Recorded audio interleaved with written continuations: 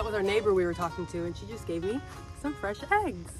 Hi, my name's Anna. This is Renewed Life Acres, and in this video, we're going to be talking about everything that we've learned from having sheep for the past 2 months.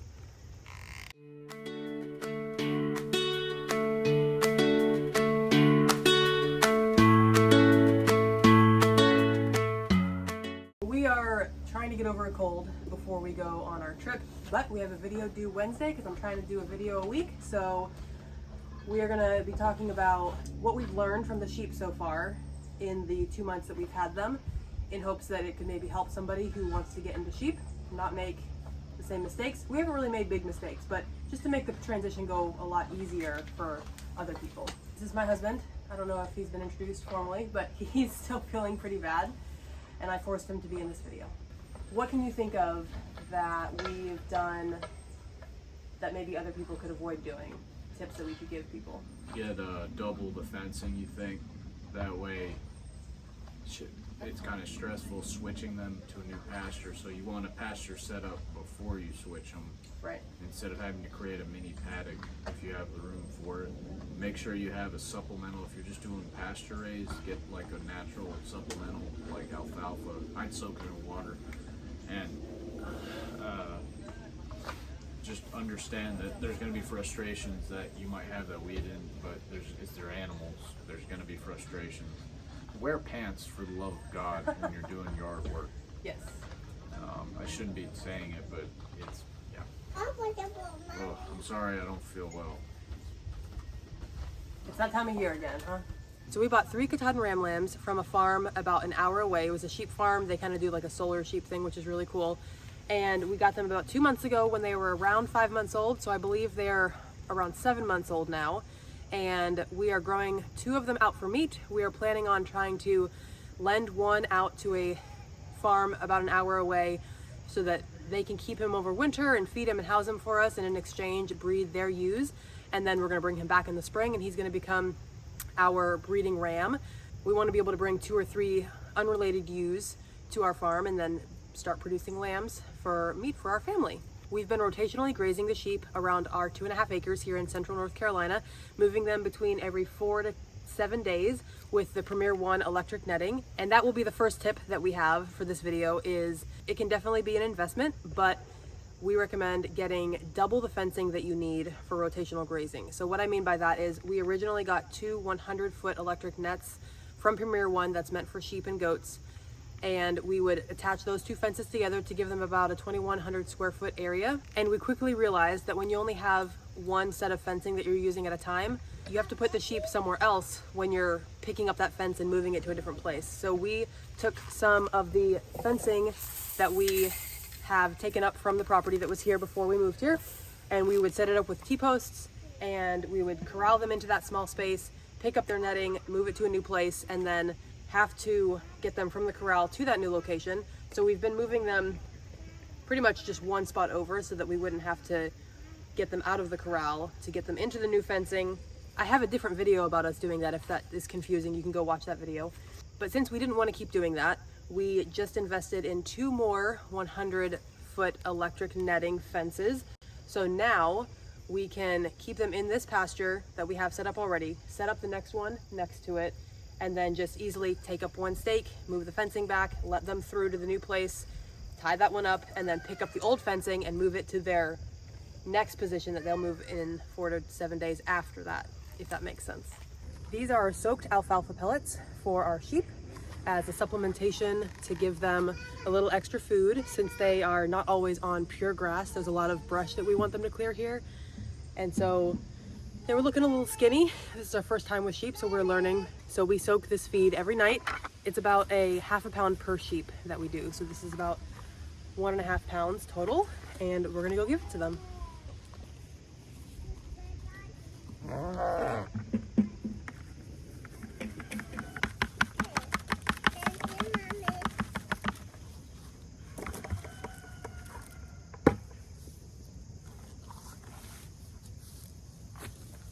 Sheep, sheep, sheep, sheep.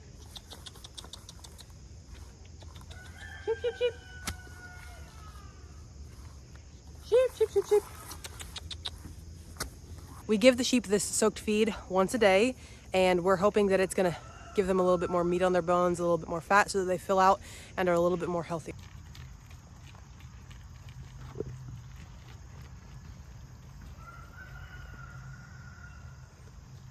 Another thing that's been kind of a learning process that we're still going through is to really study and know what healthy sheep versus unhealthy sheep look like.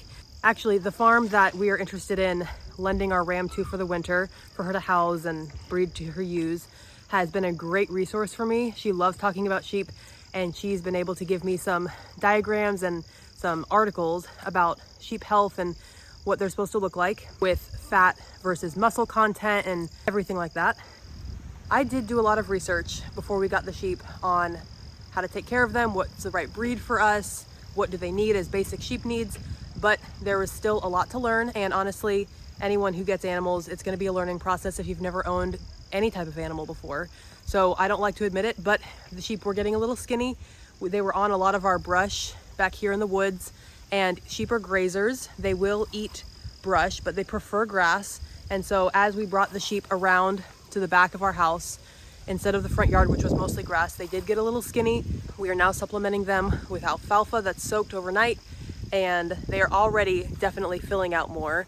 I feel really bad that they were probably a little hungry during those times that they were back there. They never went in a paddock that had zero food left. We always made sure to move them before there was no green left, but the brush is not their preferred food, and so we should have been feeding them alfalfa the whole time. But now that we know better, we're gonna do better.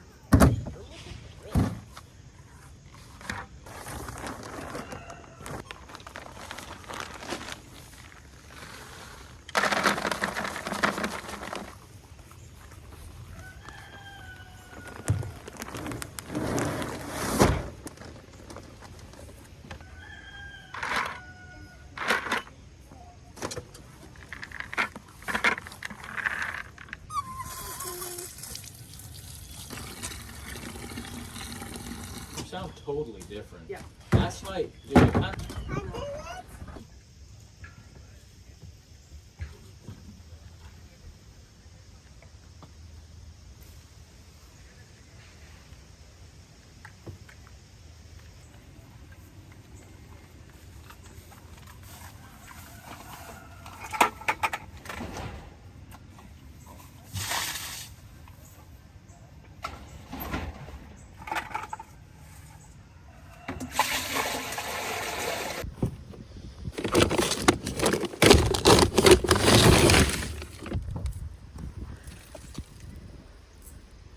We also feed the sheep this loose mineral mix.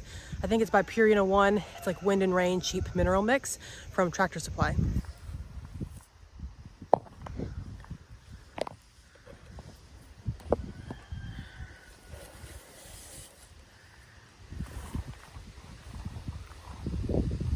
So this is the first, there's no flat ground here. Okay. This is the sheep shelter that we made for the sheep when we got them. It's been about 2 months, and as you can tell, it's not going to continue working. It's made from a cattle panel covered in a tarp with carabiners clipped to some chain that kind of connected it so that it was in like a crescent shape, and then they could be under it for shade and shelter from the rain. Obviously, it's not meant for that. A cattle panel is not meant to be curved like that and with animals rubbing up against it, and that's what they were doing. They were scratching their heads on that, which is another thing that we learned about the sheep, is that they need somewhere to scratch their head. So we're going to be making them a new shelter. I am getting some pellets from some neighbors to try to build them something that's mobile and lightweight but sturdy enough that they're not going to be able to destroy it like this, where we're going to have to keep remaking it.